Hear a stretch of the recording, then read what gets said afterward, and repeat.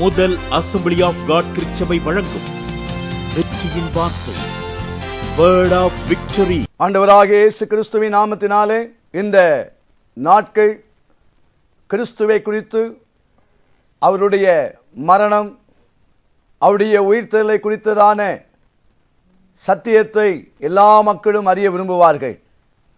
வருடந்தோறும் இதுவே பழக்கமாக ஜனங்களுக்குள்ளே இருந்தாலும், இன்னும் அறிய வேண்டிய பிரகாரம் இயேசு கிறிஸ்துவை அறிந்து அவரை ஏற்றுக்கொள்ளாமல் இருப்பது பரிதாபத்துக்குரியது. இயேசு கிறிஸ்துவுடைய சத்தியத்தை கேட்டுக்கொண்டே இருப்பது மாத்திரம் அல்ல, இயேசுவை பற்றிய சத்தியத்திற்கு கீழ்ப்படியும்படியாக தாழ்மையோடு கூட கேட்டுக்கொள்கிறேன். கர்த்தருடைய வார்த்தை என்பது பொழுதுபோக்கிற்காக செய்யப்படுகிற ஒன்று அல்ல. கர்த்தருடைய ஊழியர்கள் இந்த தொலைக்காட்சி ஊழியத்தில் செய்யப்படுகிற கர்த்தருடைய வார்த்தையினுடைய நோக்கம், இதை பார்க்கிற கேட்கிற ஒவ்வொருவரும் இயேசு கிறிஸ்துவை நீங்கள் சொந்த இரட்சகராக ஏற்றுக்கொள்ள வேண்டும். இயேசு கிறிஸ்துவின் மூலமாக வருகிற ஆசீர்வாதத்தை, இயேசு கிறிஸ்துவின் மூலமாய் வரக்கூடிய நன்மைகளை நீங்கள் அனுபவிக்க வேண்டும். இன்றைக்கு எங்கு பார்த்தாலும் கண்ணீரும் வேதனைகளும் கொலைகளும் தற்கொலைகளும் புலம்பலும் இருக்க காரணம், யார் அதிலிருந்து விடுதலை கொடுக்க முடியுமோ அதை அறிந்திருந்தாலும் அதற்கு கீழ்ப்படியாத ஒரு நிலைமை. சிலர் அறியாததினாலே இப்படிப்பட்ட வேதனையிலேயே மரிக்கிற வரைக்கும் வாழ்ந்து கொண்டிருக்கிறார்கள்.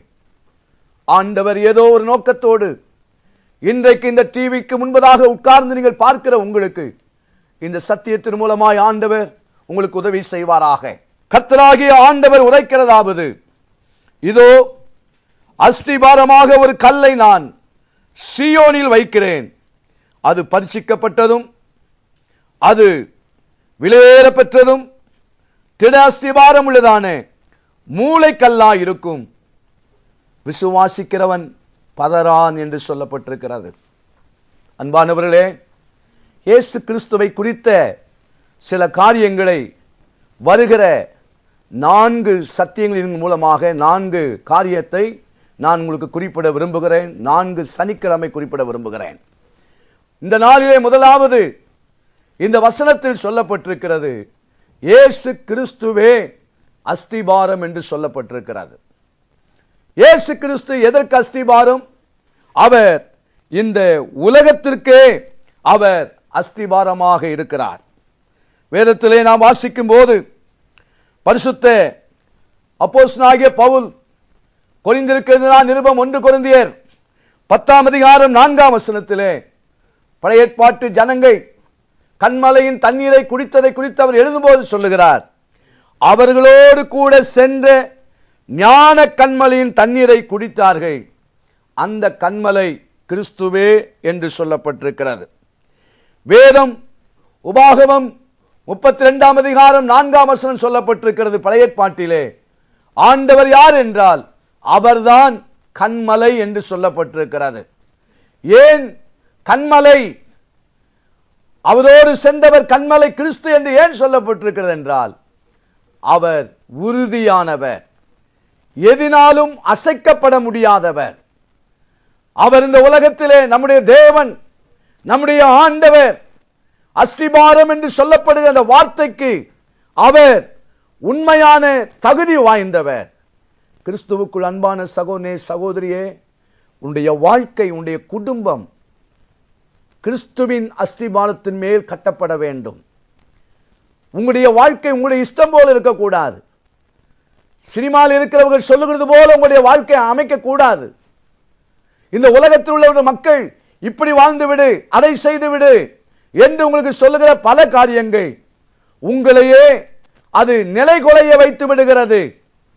ஆனால் நிலைகுலையாத, அசையாத, பிறந்து போகாதபடி வாழக்கூடிய ஒரு வாழ்க்கை வேண்டுமென்றால், இந்த உலகத்திற்கு கன்மலையாய், இந்த உலகத்திற்கு அஸ்திபாரமாய் வந்த இயேசு கிறிஸ்துவின் மீது உங்கள் விசுவாசத்தை வையுங்கள்.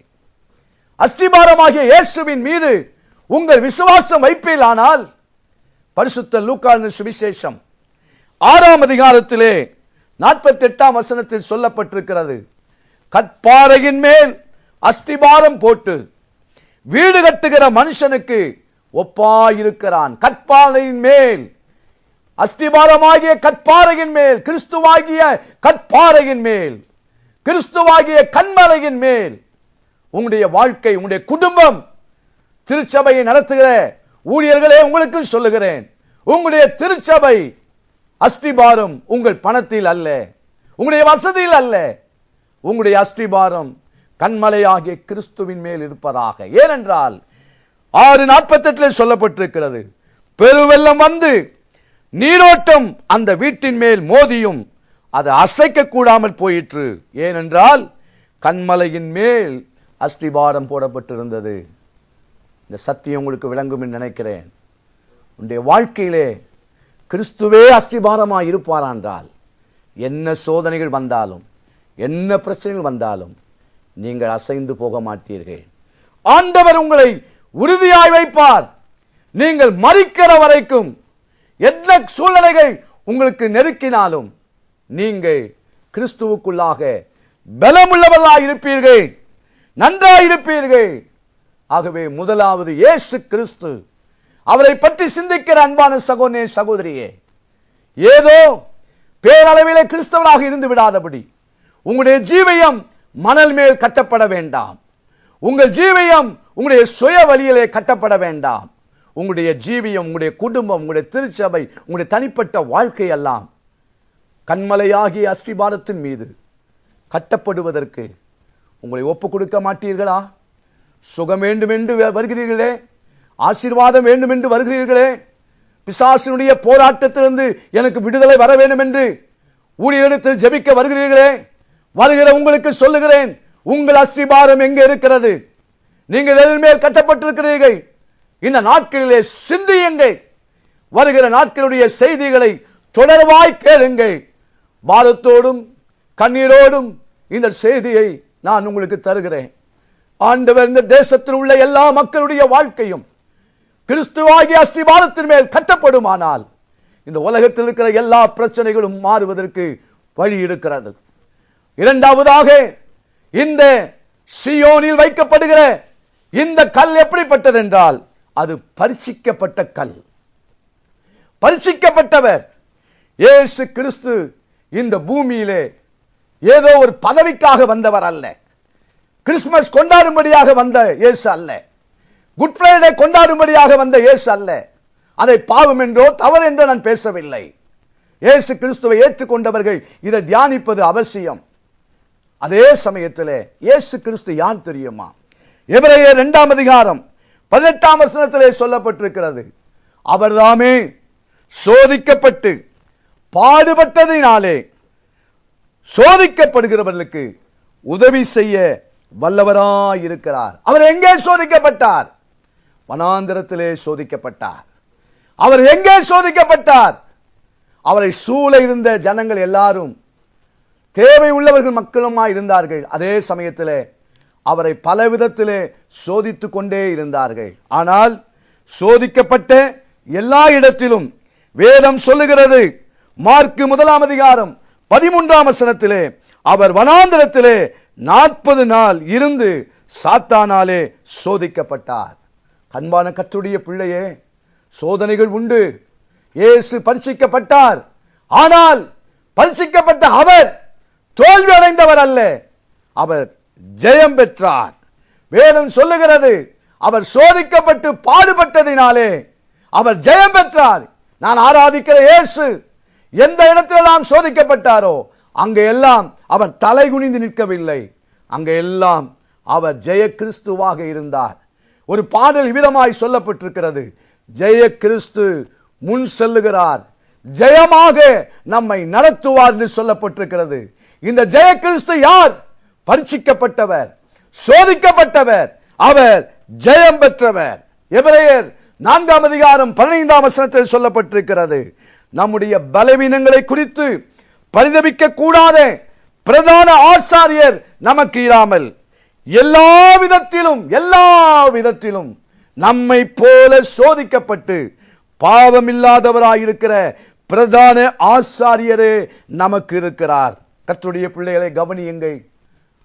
சோதிக்கப்பட்ட இடத்தில் அவருக்கு பாடுகள் உண்டு. சோதிக்கப்பட்ட இடத்திலே சாத்தான் உண்டு. சோதிக்கப்பட்ட இடத்திலே பாவத்துக்குரிய காரியங்கள் இருந்தது. ஆனால் வேதம் சொல்லுகிறது, பாடுபட்ட இடத்திலே வெற்றி பெற்றார்.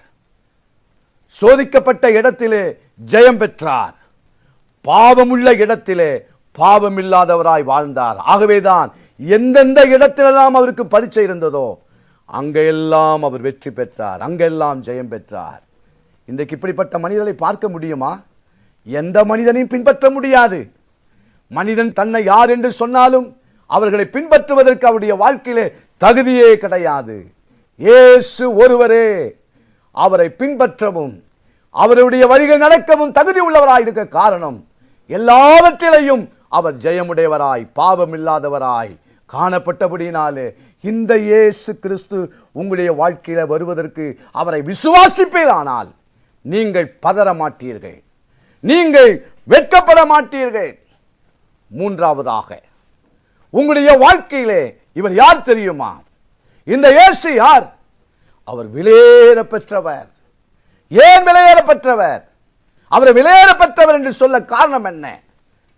இன்றைக்கு பெண்கள் அதிகமாய் விரும்புவது தங்கத்தை விரும்புகிறார்கள், நகைகளை விரும்புகிறார்கள், கம்பல், வளையல், செயின் என்றெல்லாம் விரும்புகிறார்கள். ஏன்? இந்த தங்கமானது சோதிக்கப்பட்டு இது நன்றாக அக்கினியிலே புடமிடப்பட்டு அதற்கு பின்பு அது விலையேற பெற்றதாக மாற்றப்படுகிறது. சோதிக்கப்படாமல், அது புடமிடப்படாமல் அது விலையேறப்பட்டது என்ற பெயர் பெற முடியாது. இயேசு கிறிஸ்து இந்த உலகத்திலே பிறந்தது முதல் கல்வாரி சிலுவையிலே போகிற வரைக்கும் அவர் இந்த உலகத்திலே பல விதத்திலே பல சூழ்நிலைகளிலே போனபடியினாலே, அவர் பாடுபட்டதினாலே அவர் விலையேற பெற்றவராக இருக்கிறார். வேதம் சொல்லுகிறது, 1 பேதுரு 2ஆம் அதிகாரம் 6ஆம் வசனத்திலே, இதோ தெரிந்து கொள்ளப்பட்டதும் விலையேற பெற்றதுமாயிருக்கிற மூலைக்கல்லை சீயோனில் வைக்கிறேன். இந்த விலையேற பெற்றவர் என்பதை இந்த உலகம் அறியவில்லை. அறியாதனால்தான் 1 பேதுரு 2ஆம் அதிகாரம் 4ஆம் வசனத்தில் சொல்லப்பட்டிருக்கிறது, மனுஷரால் தள்ளப்பட்டதாயினும் என்று சொல்லப்பட்டிருக்கிறது.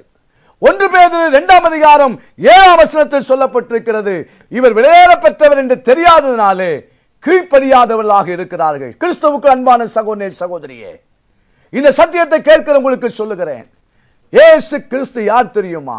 இந்த உலகத்திலே எல்லா தெய்வங்களுக்கும் மேலானவர், எல்லா நாமங்களுக்கும் மேலானவர், எல்லா முழங்கால்களும் அவருக்கு முன்பதாக முடங்க வேண்டிய அவர் உயர்ந்தவராக இருக்கிறார்.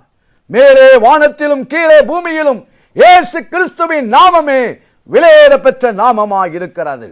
அப்போஸ்தலனாகிய பவுல் பிலிப்பியருக்கு நிருபத்தில் அவர் குறிப்பிடும் போது எல்லா நாமங்களுக்கும் மேலாக அவரை உயர்த்தினார் என்று சொல்லப்பட்டிருக்கிறது. ஆகவேதான் அவர் விலையேற பெற்றவர். அவரை விசுவாசிப்பீர்களா? இந்த செய்தியை பார்க்கிறவங்களுக்கு சொல்லுகிறேன், உங்களுடைய வாழ்க்கை கிறிஸ்துவின் அஸ்திபாரத்தில் இருக்கட்டும். பரிசுத்தப்பட்ட கிறிஸ்துவின் மேல் உங்களுடைய விசுவாசம் இருக்கட்டும். விலையேற பெற்ற இயேசுவின் மேல் உங்களுடைய விசுவாசத்தை வையுங்கள். ஆண்டவர் உங்களை கைவிட மாட்டார். என்னுடைய மனைவி ஐடா செலினா அவர்கள் உங்களுக்காக ஜெபிப்பார்கள். கர்த்தர் உங்களை ஆசீர்வதிப்பாராக. ஆமென். கிருபையுள்ள கர்த்தாவே, இந்த மாலை வேளைக்காக ஜெபிக்கிறேன். ஆண்டவரே, நீர் கொடுத்த இந்த சத்தியம் யாருக்கும் சொன்னதுக்காக ஸ்தோத்திரம். இயேசு யார் என்று அநேகர் கேட்காமல் இருக்கின்ற வேளையிலே, இயேசு பெரியவர், இயேசு இந்த உலகத்தை ரட்சகர், ஆண்டவரே உயர்ந்தவராய், ராஜாதி ராஜனாய், தேவாதி தேவனாய் இந்த நாலு வீட்டிற்காக ஸ்தோத்திரம் ஐயா.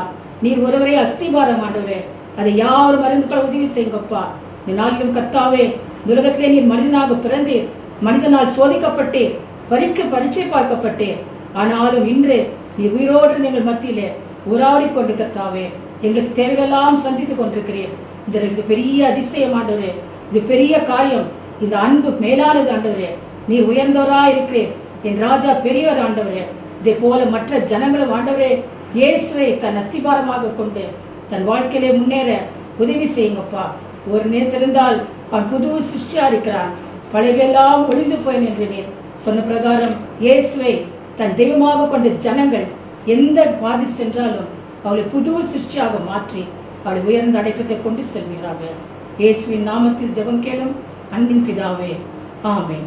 கர்த்தர் உங்களை ஆசீர்வதிப்பாராக. முதல் அசெம்பிளி ஆஃப் காட் திருச்சபையின் சிலுவை தியான ஆராதனையும் உயிர்த்தெழுதல் ஆராதனையும் சென்னை சேத்துப்பட்டு MCC பள்ளியில் உள்ள அரங்கத்தில் வைத்து மார்ச் 29 காலை 6:30 மணிக்கு சிலுவை தியான ஆராதனையும் மார்ச் 31 காலை 6:30 மணிக்கு உயிர்த்தெழுதல் ஆராதனையும் அன்று நடைபெறும். உங்கள் யாவரையும் அன்புடன் அழைக்கின்றோம். அன்பானவர்களே, எங்களது சபையின் ஞாயிறு ஆராதனை நேரங்கள்: முதல் ஆராதனை காலை 6:30 முதல் 9:15 மணி வரையிலும், இரண்டாவது ஆராதனை காலை 9:30 முதல் 11:30 மணி வரையிலும், மாலை விசேஷித்த ஆராதனை மாலை 7 மணி முதல் இரவு 8:30 மணி வரையிலும் நடைபெறுகிறது. இவ் ஆராதனையில் கலந்து கொண்டு இறையாசியை பெற்று மகிழுங்கள். தொடர்புக்கு ரெவரண்ட் M. சாம்சன் பால், முதல் அசெம்பிளி ஆஃப் காட் சபை, நம்பர் 11, முதல் தெரு, ஜெகநாதபுரம், சேத்பட், சென்னை 31. செல்போன் 9444011754. தொலைபேசி எண் 28360384. ஜெப உதவிக்கு 04428361337. Email firstag@yahoo.in.